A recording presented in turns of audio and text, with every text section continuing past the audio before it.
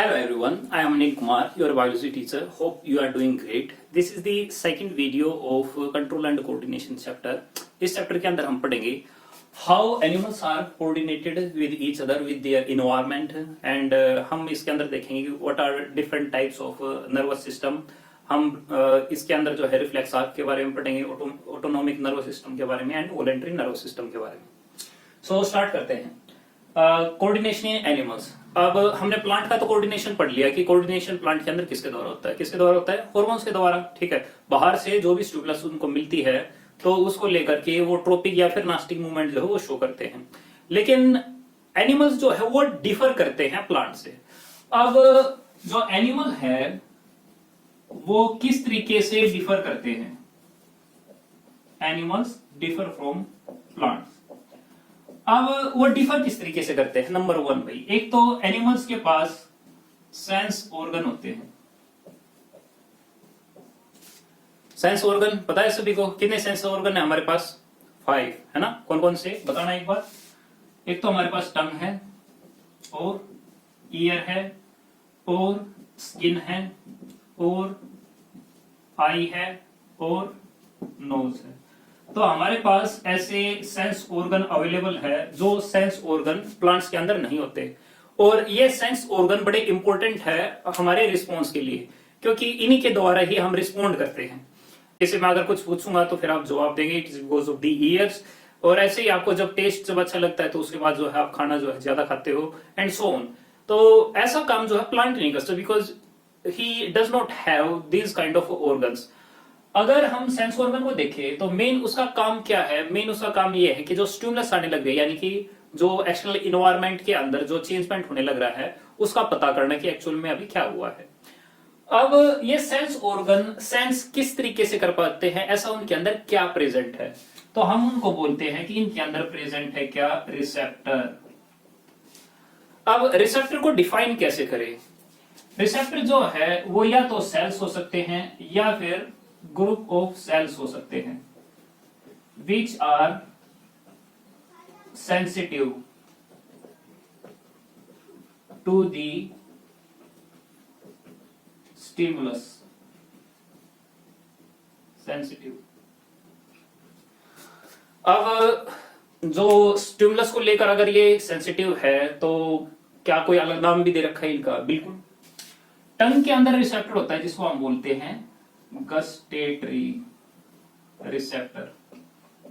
तो अगर हमें टेस्ट का पता होता है तो वो किस वजह से? क्योंकि टंग के अंदर क्या है? गस्टेटरी रिसेप्टर होते हैं. अगर वो ना हो तो टंग जो है वो टेस्ट को सेंस नहीं कर पाएगी. ईयर के पास में फोनो रिसेप्टर होता है जिसकी वजह से हमें सुनाई देता है. अगर फोनो रिसेप्टर ना हो तो हमें सुनाई नहीं देगा. इसी तरीके से स्किन है. स्किन के पास थर्मो रिसेप्टर होते हैं. तो थर्मो रिसेप्टर है तो उसी वजह से टेम्परेचर का पता कर पाते हैं. आई के पास जो है फोटो रिसेप्टर होते हैं. फोटो यानी लाइट. एंड जो नोज है उसके पास में ओल्फैक्टरी रिसेप्टर होते हैं. एग्जामिनेशन पॉइंट ऑफ व्यू से बड़ा इंपॉर्टेंट है भाई. पिछली बार जो है यहाँ से क्वेश्चन भी आया हुआ था. अगर हम नेम के ऊपर अगर ध्यान दें तो थर्मो. थर्मो का मतलब क्या होता है? टेम्परेचर है ना. थर्मोमीटर यानी कि जो डिग्री ऑफ हॉटनेस का पता कर सके. तो जब भी आप बुखार होता है आप लोगों को तो जो थर्मोमीटर है वो आपको दिया जाता है एंड फिर उसका पता चलता है कि आपको इतनी डिग्री से बुखार है. फोटो. Photo receptor. फोटो का मतलब क्या है? लाइट. तो यानी लाइट को सेंस करने वाला. ओल फैक्ट्री यानी स्मेल. इसी तरीके से ईयर के अंदर फोनो रिसेप्टर होता है. फोनो रिसेप्टर. तो फोनो ईयर, ठीक है, सुनते हैं फोन है ना. तो फोनो रिसेप्टर. एंड टंग का जो है वो गस्टेटरी रिसेप्टर जो है वो हो गया. प्लांट जो है और दूसरे तरीके से भी हमसे जो डिफर करता है क्योंकि इट हैज रिसेप्टर. और रिसेप्टर क्या था? ग्रुप ऑफ सेल्स थे या फिर खाली अकेला सेल भी हो सकता है जो सेंसिटिव है इन्वायरमेंट को लेकर. तो एनिमल्स और किस तरीके से डिफर करते हैं? Because animals has nervous system. अब जो नर्वस सिस्टम है वो एक डिफरेंट टाइप का सिस्टम है जिसके अंदर ब्रेन आता है, स्मेल कोड आते हैं, जिसके अंदर इलेक्ट्रिक इंपल्स के द्वारा जो है मैसेजिंग जो है वो पास होते हैं. तो ऐसा जो है प्लांट के अंदर नहीं होता. अगर हम रिसेप्टर का देखें, रिसेप्टर की फंक्शनिंग क्या है? तो जो रिसेप्टर है वो सेंस करता है किसको, स्टिमुलस को। अब स्टिमुलस क्या था, कोई भी इन्वायरमेंट के अंदर चेंज हुआ या फिर किसी भी टाइप की एनर्जी हुई, चाहे लाइट हुई, चाहे टेम्परेचर हुआ, चाहे कुछ भी हुआ, तो उसको रिसेप्टर जो है वो सेंस करता है। सेंस करने के बाद क्या करेगा, जो रिसेप्टर है वो इसको डिकोड करेगा एंड वो एक ऐसी केमिकल रिएक्शन स्टार्ट कर देगा जिससे कि एक इलेक्ट्रिक इंपल्स जो है वो बन जाएगी। तो इलेक्ट्रिक इंपल्स बन जाती है बिकॉज ऑफ दी डिकोड करने की वजह से, जो केमिकल रिएक्शन हुई है उसकी वजह से, केमिकल रिएक्शन। और जब इलेक्ट्रिक इंपल्स बन गई है तो वो कहां जाती है, हमारे नर्वस सिस्टम के अंदर।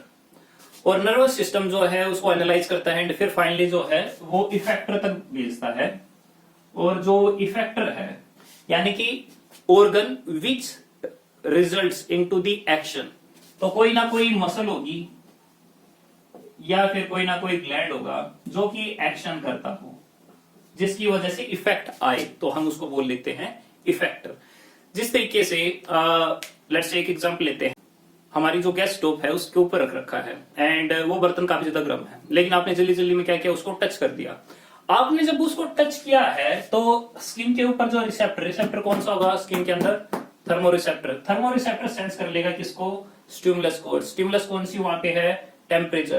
तो हाई टेम्परेचर को सेंस कर लेगा और जैसे ही सेंस करता है तो हमारे नर्वस सिस्टम के अंदर वो चीज जाती है किसके द्वारा, इलेक्ट्रिक इंपल्स के द्वारा, और आप इमीडिएटली वहां से हाथ जो है वो हटा लेते हो। तो हाथ हटाना क्या है, एक इफेक्टर का फंक्शन है। हाथ किस वजह से हटेगा, जो आपकी मसल जो है वो कॉन्ट्रैक्ट हुई है, तो मसल क्या होगी, एक इफेक्टर होगी, बिकॉज उसकी वजह से जो है वो एक्शन हुआ है।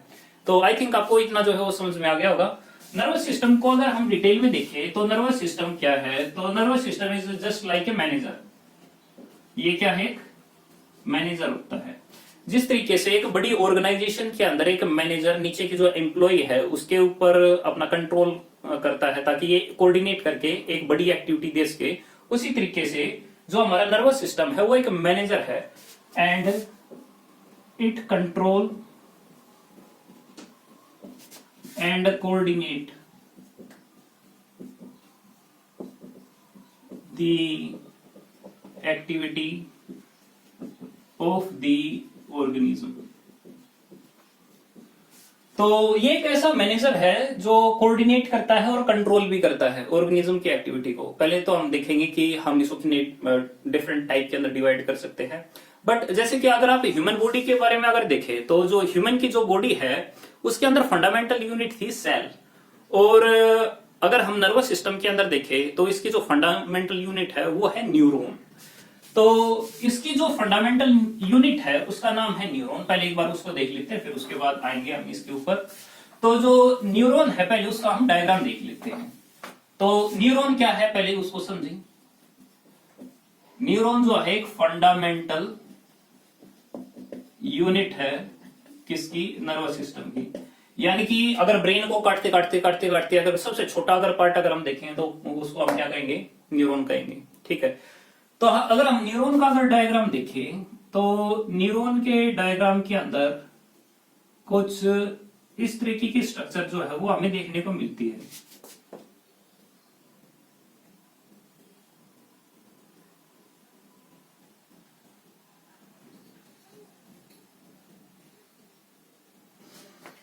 अगर हम इसका हेड पार्ट देखें तो इसके हेड पार्ट के अंदर कुछ ब्रांचेस जो है वो दिखा रखी है एंड जो ब्रांचेस है उसकी ब्रांचेस हमें छोटी छोटी दिखाई देती है। ये जो छोटी छोटी ब्रांचेस है इनको हम बोलते हैं डेंड्राइट्स। डेंड्राइट्स क्या है, स्मॉल ब्रांचेस है present at the साइटोन of neuron. साइटोन क्या है, साइटोन ये है अभी, साइटोन यानी सेल है, सेल बॉडी। तो सेल बॉडी के अंदर अगर ये साइटोन है और ये छोटी छोटी ब्रांचेस है, तो डेंड्राइट का फंक्शन क्या है। डेंड्राइट जो है वो ठीक नीचे होती है, किसके नीचे होती है, रिसेप्टर के नीचे होती है। और रिसेप्टर क्या करता है, रिसेप्टर जो है स्टिमुलस को देखता है स्टिमुलस को जैसे ही वो देखेगा तो वो उसको एनालाइज करेगा, उसको डिकोड करेगा, और जब उसको डिकोड करेगा तो फिर एक इलेक्ट्रिक इंपल्स जो है वो जनरेट होगी, और वो इलेक्ट्रिक इंपल्स कहां पर आ जाएगी, डेंड्राइट से। तो और वो डेंड्राइट से कहां चली जाएगी, साइटोन के अंदर। साइटोन को इन अदर वर्ड हम सेल बॉडी भी जो है वो भी बोल देते हैं। किसकी सेल बॉडी है, न्यूरॉन की सेल बॉडी।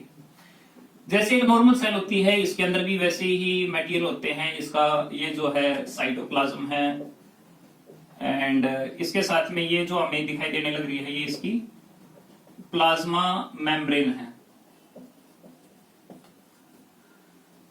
इसके अंदर जो एंडोप्लाज्मिक रेटिकुलम है एंड जो राइबोसोम है वो इकट्ठे होते हैं, जिसको हम बोल देते हैं नेसिल ग्रैन्यूल्स। ठीक है, बाकी उसके बारे में बात नहीं करेंगे। एक जो लंबी एक्सटेंशन है उसका नाम है एक्सोन, उसका नाम है एक्सोन। एक्सोन क्या है, एक लॉन्ग सिलेंड्रिकल ब्रांच है किसकी, न्यूरॉन की। फंक्शन क्या है इसका, फंक्शन है इसका टू कंडक्ट इलेक्ट्रिक इम्पल्स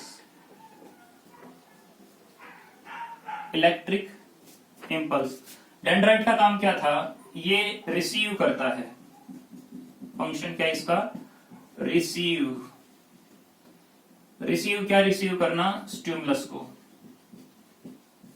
ठीक है जी। यहां पर एक अलग से पॉइंट भी होता है जिसको बोलते हैं हम एक्सोन हिलोक।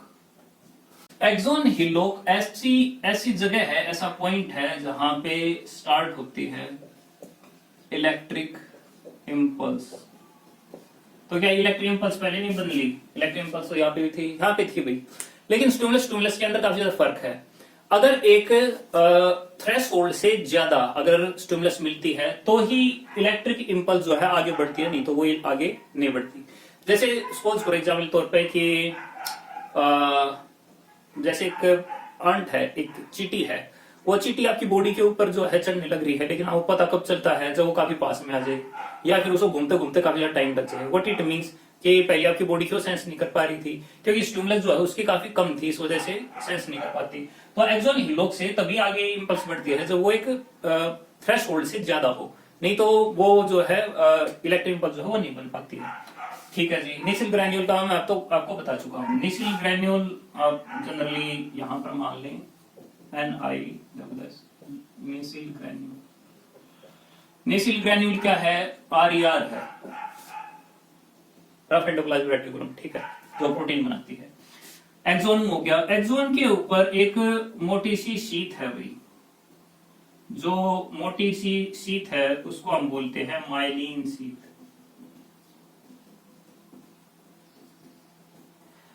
माइलिन शीट एक फैटी शीट होती है, और जो ये फैटी शीट है उसका काम क्या है,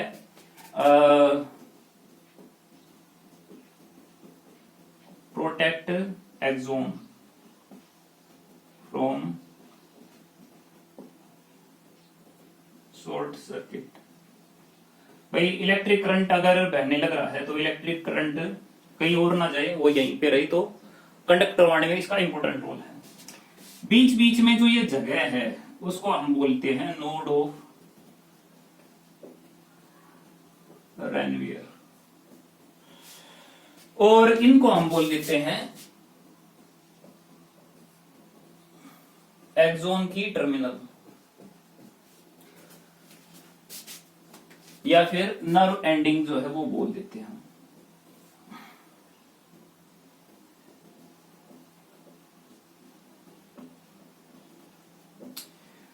तो क्या न्यूरॉन एक ही टाइप का होता है, नहीं, न्यूरॉन अलग अलग टाइप के हो सकते हैं। अलग अलग टाइप कौन कौन से हो सकते हैं,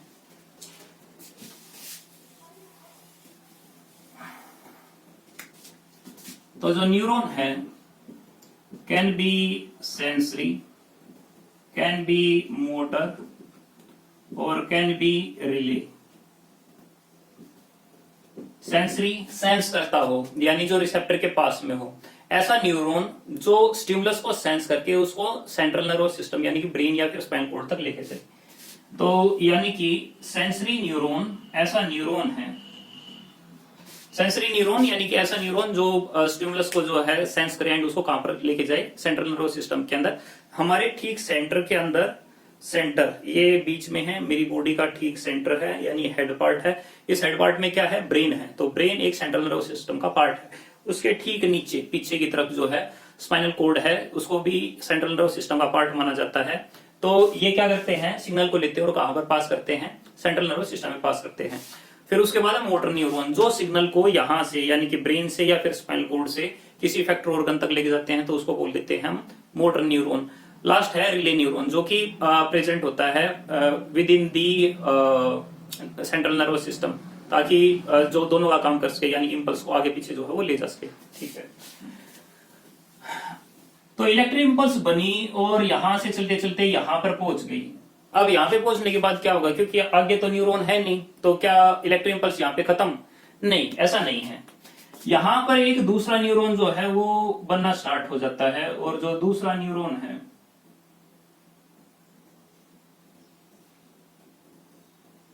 वो इसके साथ यहां पर एक जंक्शन बनाता है। इस जंक्शन को बोलते हैं स्नैप्स। तो स्नैप्स क्या है, स्नैप्स का मतलब है एक जंक्शन, किसका, न्यूरॉन का। तो अगर मैं इसको थोड़ा सा मैग्नीफाई अगर करूं, अगर मैं इसको थोड़ा मैग्नीफाई करूं, तो जहां पर न्यूरॉन एंड हुआ यानी कि नर्व एंडिंग हुई, नर्व एंडिंग जहां पे हुई, वहीं पर एक दूसरा न्यूरॉन जो है वो बन गया। तो यहां पर कुछ केमिकल होते हैं, न्यूरॉन के अंदर कुछ केमिकल है, और वो केमिकल यहां पर सिक्रीट होते हैं, और उसके सिक्रीशन जब इस पर पहुंचते हैं यानी कि अगले न्यूरॉन तक पहुंचते हैं, तो यहाँ पर फिर दोबारा से इलेक्ट्रिक इंपल्स बन जाते हैं और इलेक्ट्रिक इंपल्स आगे की तरफ बढ़ती है। जो केमिकल एक न्यूरॉन के द्वारा सिक्रीट हुआ है, हम उसको कहते हैं न्यूरो ट्रांसमीटर। तो न्यूरो का मतलब न्यूरॉन, न्यूरॉन के द्वारा सिक्रेट करने वाला केमिकल कौन सा हो गया, न्यूरोट्रांसमीटर हो गया। तो न्यूरोट्रांसमीटर जब सिक्रेट होते हैं एक न्यूरॉन से, तो दूसरे न्यूरॉन के अंदर इलेक्ट्रिक इंपल्स जो है बन जाती है, एंड फिर वो आगे बढ़ती रहती है। अगर दूसरा खत्म हो गया तो फिर दोबारा से न्यूरोट्रांसमीटर सिक्रेट होगा, एंड फिर चौथे के अंदर, पांचवे के अंदर, so and so on. Neuron के द्वारा जो सिक्रेट किया जाने वाला न्यूरोट्रांसमीटर है, ये इस चीज को भी माइंड करता है कि जो इलेक्ट्रिक इंपल्स है वो वन साइडेड ही चले, ऐसा ना हो कि एक जगह से चली और वापस जो है वहीं पे घूम के जो है आ जाए। तो वन वे वॉल की तरह भी जो है काम करता है। ठीक है, और साथ में ये भी काम करता है कि जो थ्रेशोल्ड से ज्यादा हो उसी का ही इलेक्ट्रिक इंपल्स बने, बाकियों की इलेक्ट्रिक इंपल्स जो है वो ना बने, बिकॉज जितनी बार भी इलेक्ट्रिक इंपल्स बनेगी उतनी बार जो है एनर्जी जो है वो लगती है। ठीक है जी, देखते हैं पार्ट्स ऑफ नर्वस सिस्टम। तो नर्वस सिस्टम के पार्ट कितने हैं? नर्वस सिस्टम के दो पार्ट है, एक है सीएनएस और एक है PNS. What is CNS? CNS यानी सेंट्रल नर्वस सिस्टम। बॉडी का ठीक सेंटर ये है, तो इस सेंटर के अंदर नर्वस सिस्टम के कौन कौन से ऑर्गन है? एक है ब्रेन यहाँ पे, और दूसरा है ब्रेन के ठीक नीचे जो स्पाइनल कॉर्ड है, यानी हमारे वर्टिब्रल कॉलम के ठीक बीच में। ठीक है, तो ब्रेन और स्पाइनल कॉर्ड आ जाते हैं किसके अंदर? सीएनएस के अंदर। तो एक आ गया इसके अंदर ब्रेन, और दूसरा इसके अंदर आ गया स्पाइनल कॉर्ड। अब जो ये स्पाइनल कॉर्ड है, इससे भी कुछ नर्व निकलती है, और जो हमारा ब्रेन है उससे भी कुछ नर्व निकलती है, और वो नर्व निकल के साइड की तरफ जो है वो जाती है। वो साइड की तरफ जाती है तो पेरिफेरी, तो एक तो सेंटर में है यानी ठीक बीच में, और एक पेरिफेरी पे है यानी साइड पे है, तो उसको हम कहते हैं पेरिफेरल नर्वस सिस्टम। तो पेरिफेरल नर्वस सिस्टम को जो है मेनली दो कैटेगरी के इसके अंदर क्या आते हैं, मेनली नर्व्स जो है वो इसके अंदर आते हैं। जितने भी अलग अलग टाइप की नर्व जो है वो इसी के अंदर आते हैं। नर्व्स क्या है? नर्व जो है कलेक्शन ऑफ न्यूरॉन है, जो एक कनेक्टिव शीथ के द्वारा जो है सराउंडेड होते हैं। तो bunch of neuron collected in A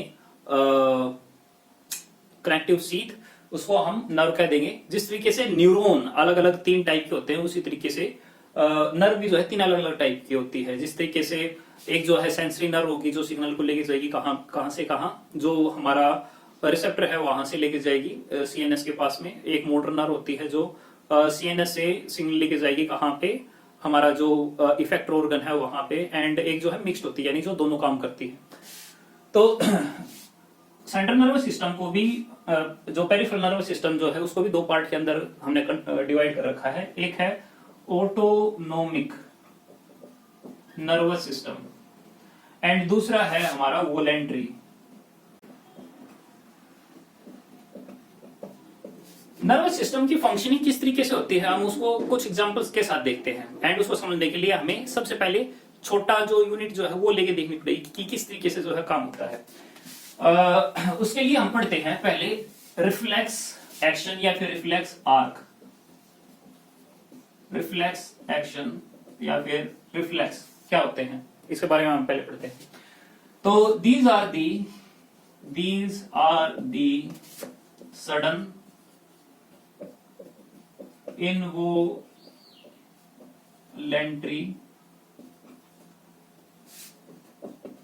autonomic response which is done without thinking। यानी कोई भी ऐसा एक्शन जिसके अंदर थिंकिंग अगर इन्वॉल्व नहीं होती तो उसको हम कह देते हैं कि वो रिफ्लेक्स एक्शन है या रिफ्लेक्स आर्क है। तो अगर हम इस चीज को देखें तो जिस तरीके से आपने जैसे किसी हॉट प्लेट को टच किया तो इमीडिएटली हाथ जो है ऊपर जो है आपका आ जाता है, तो बिना सोचे समझे जो है वो आ जाता है। जिस तरीके से अगर आपका पैर कहीं कांटे पे अगर लग गया है तो जैसे ही लगता है तो इमीडिएटली पैर जो है वो उठता है, तो व्हाट इट मीन्स कि भाई बिना सोचे समझे जो पैर जो है आ जाता है। इसी तरीके से डिफरेंट एक्शन होते हैं, जैसे यार्निंग है तो यार्निंग भी अपने आप आ जाती है, आपके ये बस की चीज जो है वो नहीं होती। इसी तरीके से ब्लिंकिंग ऑफ आईज जो है उसके ऊपर भी कंट्रोल नहीं होता। तो ये सारे कैसे हैं रिफ्लेक्स एक्शन है जो होने लग रहे हैं इनवॉलेंट्री विदाउट थिंकिंग, इसी वजह से काफी फास्ट जो है ये होते हैं।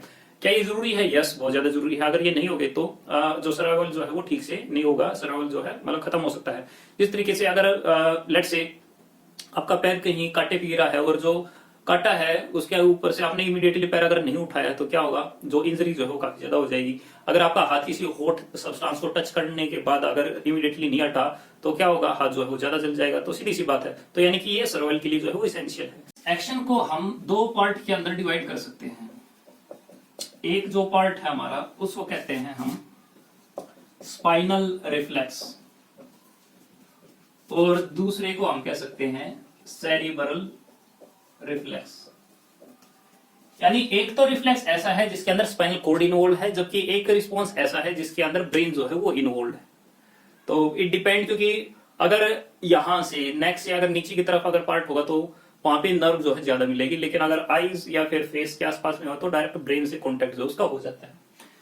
जैसे स्पाइनल रिफ्लेक्स के अंदर हम देखें कि आप जैसे किचन के अंदर गए एंड वहां पे आपने कुकर को देखा कि आज तो नई सब्जी बनी, आपको स्मेल जो काफी अच्छी लगी, आपने जैसे ही उस कुकर पे हाथ लगाया, मतलब यू आर जस्ट इन हरी कि बस लेना है, एंड आपने ऐसे ही कुकर के हाथ लगा दिया तो एकदम से बड़ा हीट अप होगा आपका हाथ और इमीडिएटली आप हाथ जो है वहां से हटा दो। हाथ लगाया, हाथ हटाया, हाथ लगाया, हाथ हटाया। अब ये काम जो है बिना सोचे समझे होता है। कोई भी एक्शन अगर बिना सोचे समझे और सडन अगर होता है तो हम उसको क्या कहते हैं, रिफ्लेक्स एक्शन। तो जो आपका हाथ हटाना है वो किस तरीके से हुआ होगा उसको थोड़ा एनालाइज हम करते हैं। सबसे पहले आपको एक स्टिमुलस मिली है, वो जो स्टिमुलस है वो किसकी है, हीट की, और जो स्टिमुलस है वो किसके पास गई है, पर्टिकुलर एक रिसेप्टर के पास। और जो रिसेप्टर है वो कहां पर है, आपके हैंड पे। हैंड की जो स्किन है उसके पास एक रिसेप्टर है जिसका नाम है, क्या नाम है बताएं, थर्मो रिसेप्टर।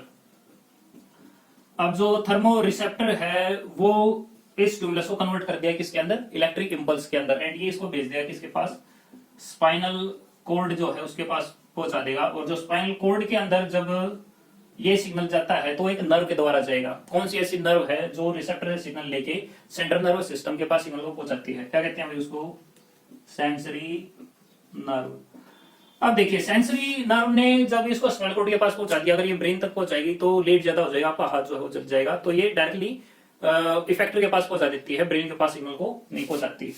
तो ये डायरेक्टली सिग्नल किसके पास पहुंचा देती है, इफेक्टर के पास। कौन सी नर्व है जो स्पाइनल कॉर्ड से इफेक्टर ऑर्गन के पास में सिग्नल लेके जाएगी, हम उसको क्या बोलेंगे, हाँ जी क्या बोलेंगे बताएं, हम उसको बोलेंगे मोटर नर्व। ठीक है, तो मोटर नर्व सिग्नल लेके आ गया। अब इफेक्टर ऑर्गन कौन सा होगा, आपने हाथ हटाया ना, तो जो हैंड मसल जो है, हैंड मसल जो है वो कॉन्ट्रैक्ट होगी, और उस कॉन्ट्रैक्ट होने से क्या होगा, आपका हैंड जो है वहां से विड्रॉ जो है वो हो जाएगा। तो reflex action is touching the hot object and removing of hand is the reflex action. What is reflex arc, reflex arc यानी कि the path followed by the reflex action is called a reflex arc। ठीक है भाई। अब हम दूसरा part पे आते हैं जो है हमारा सेरेब्रल रिफ्लेक्स। इसके अंदर हम एग्जांपल लेते हैं, जिस तरीके से आपने जो है देखा, आप डिम लाइट में थे एंड जैसे ही आप बाहर की तरफ जाते हो तो बाहर सनलाइट ज्यादा थी एंड एकदम से आपकी आंखें बंद हो जाती है एंड फिर धीरे धीरे करके खुलती है, पूरी नहीं खुलती, थोड़ी सी खुलती है ना। अगर आप आईज के अंदर देखें तो उसके अंदर भी चेंजमेंट जो है होता है। अगर आप आई के अंदर देखें तो हमारी जो आई है उसके अंदर कुछ तो ऐसा पोर्शन है जो बिल्कुल व्हाइट है, एक पोर्शन ऐसा है जो व्हाइट है, आंखें ये साइड वाला पार्ट, एक होता है ठीक बीच वाला पार्ट, अब जो और एक है बिल्कुल सेंटर वाला पार्ट। सेंटर वाला पार्ट होता है बिल्कुल ब्लैक, और जो ये वाला पार्ट है ना, ये वाला, इसको बोलते हैं हम आइरिस। जैसे कि गाना सुना होगा ब्लू आइज, तो क्या ब्लू आई ये व्हाइट वाला पार्ट होगा? नहीं, जो ये सेंटर वाला पार्ट है ये वाला, ठीक है, एग्जैक्ट सेंटर नहीं, बीच वाला, सेंटर और पेरिफेरी के बीच में जो है उसका होगा। जनरली ये ब्राउन होता है अगर हमारे आसपास के देखे, या फिर किसी का रेड जो है वो भी हो जाता है। तो जो आइरिस है उसके पास मसल होती है, जब वो कॉन्ट्रैक्ट होती है, आइरिस मसल जब कॉन्ट्रैक्ट होती है तो प्यूपिल जो है यानी जो आइरिस जो है वो छोटा हो जाता है, और जो बीच में ब्लैक है वो थोड़ा सा बड़ा हो जाता है। बीच में जो ये बिल्कुल ब्लैक है वही प्यूपिल है। तो ये प्यूपिल is an aperture through which light जो है वो इंटर करती है एंड वो लेंस तक जो है पहुंचती है। अगर कम लाइट पहुंचेगी तो इमेज जो अपनी क्लियर नहीं बनेगी, ज्यादा लाइट पहुंचेगी तो इमेज जो है वो क्लियर जो है बनेगी। लेकिन अगर बहुत ज्यादा पहुंचेगी तो रेटिना डैमेज हो जाएगा। तो जब भी आप ब्राइट लाइट के पास जाते हो तो उस टाइम पे रेटिना डैमेज हो सकता है, अगर काफी ज्यादा अमाउंट में लाइट अगर चली जाए तो उस केस में जरूरी है कि जो प्यूपिल जो है वो कम डायलेट हो, ठीक है। तो लेट्स से जब भी आप ब्राइट लाइट पे जाते हैं तो क्या होती है, आपकी जो प्यूपिल जो है वो श्रिंक होती है ताकि ये लाइट जो है कम आए और रेटिना जो है वो बच जाए। तो किस तरीके से काम होता है उसको हम देखते हैं। सबसे पहले तो एक स्टिमुलस आती है और वो स्टिमुलस क्या है, ब्राइट लाइट, और ब्राइट लाइट के पास जाने के बाद वो पहुंचती है आई के पास। आई के अंदर एक रिसेप्टर प्रेजेंट होता है, तो रिसेप्टर है किसके पास, आई के पास, और आई के पास रिसेप्टर कौन सा है, फोटो रिसेप्टर है। और फोटो रिसेप्टर का काम क्या होता है, स्टिमुलस को कन्वर्ट कर दिया किसके अंदर, इलेक्ट्रिक इंपल्स के अंदर, और जो इलेक्ट्रिक इंपल्स होगी वो किसके पास जाएगी, आई पास में है, किसके, ब्रेन के पास में है, तो सेरिब्रम जो है वहां पे पहुंच जाएगी। अब वहां पर पहुंचने के बाद क्या होगा, अच्छा लेके कौन जाएगा, लेके जाएगा कौन, सेंसरी नर्व। ब्रेन जो है उस टाइम पे सोचता नहीं है, ये मिड ब्रेन के पास सिग्नल जाता है और डायरेक्टली ये सिग्नल भेज देता है किसके पास में, एक इफेक्टर ऑर्गन के पास। इफेक्टर ऑर्गन यहां पर क्या है, आइरिस।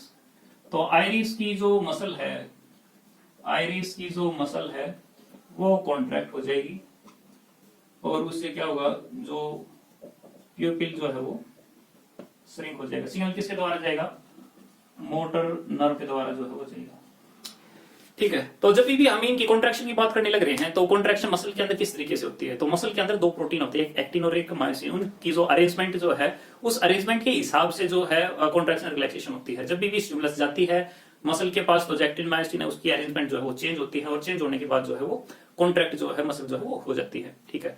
अगर हम देखें पेरिफेरल नर्वस सिस्टम को हमने दो कैटेगरी के अंदर डिवाइड किया था, एक ऑटोनॉमिक होता है और एक जो है वॉलंटरी होता है। जो ऑटोनॉमिक है, these are self governed actions which are done by our body without thinking. जो कंट्रोल है इनका वो हमारी बॉडी के अंदर ही होता है, लेकिन ये अपने आप होता रहता है। जैसे कि आपने खाना खाया, उसके बाद में जो डाइजेस्टिव जूस जो निकलते हैं, क्या वो आपकी मर्जी से निकलते हैं? नहीं, अपने आप निकलते हैं। ब्लड फ्लो जो होने लग रहा है, क्या आपकी मर्जी से होने लग रहा है? नहीं, अपने आप होने लग रहा है। हार्ट बीट क्या आपकी वजह से होने लग रहा है? नहीं, अपने आप होता है। तो these are the autonomic part of nervous system, जो कि अपने आप जो है ड्राइव होता है। एंड जब तक ये एक्शन रहते हैं तब तक हमें जो है मतलब अधिकतर इन चीजों के बारे में काम करना नहीं होता और हमें पता भी जो है वो नहीं चलता। लेकिन कुछ जो है वॉलेंट्री नर्वस सिस्टम का पार्ट होता है। वॉलेंट्री यानी कि ऐसे एक्शन जिनके अंदर हमारी थिंकिंग जो है वो इन्वॉल्व होती है एंड काम जो है वो तभी होता है जब हम उसको लेकर अपनी विल जो है वो शो करें। जैसे कि आप नॉर्मली अपने स्कूल की तरफ जाने लग रहे हो एक स्लो पेस से, लेकिन आपने देखा अपनी वॉच को और देखने के बाद आपने पाया कि अगर आप इसी स्पीड से चलोगे तो आप जो है लेट हो जाओगे। तो आपने क्या किया, भागना जो है स्टार्ट किया और टाइम पे स्कूल पहुंच गए। तो अगर हम इस टाइप के एक्शन को देखें तो नॉर्मल पेस में चलना एक टाइप का अनकॉन्शियस रिस्पॉन्स है, लेकिन उसके बाद में आपका देखना, देख के दिमाग के अंदर एनालाइज करना कि आप देर हो जाओगे, तो यानी थिंकिंग जो है वहां पे इन्वॉल्व होने लग रही है। एंड फिर आपने जब भागना स्टार्ट किया तो अल्टीमेटली चीज यही होगी कि जो पर्सन जो है वो वॉलंटरी जो है वो काम करने लग रहा है। तो is a part of voluntary nervous system. तो आई होप आपको ये पार्ट जो है वो समझ में आया होगा। अगर आपके कोई डाउट है तो आप कमेंट करें and feel free to contact me. हम मिलते हैं नेक्स्ट वीडियो के अंदर। लाइक शेयर सब्सक्राइब जरूर करें। Thank you for watching.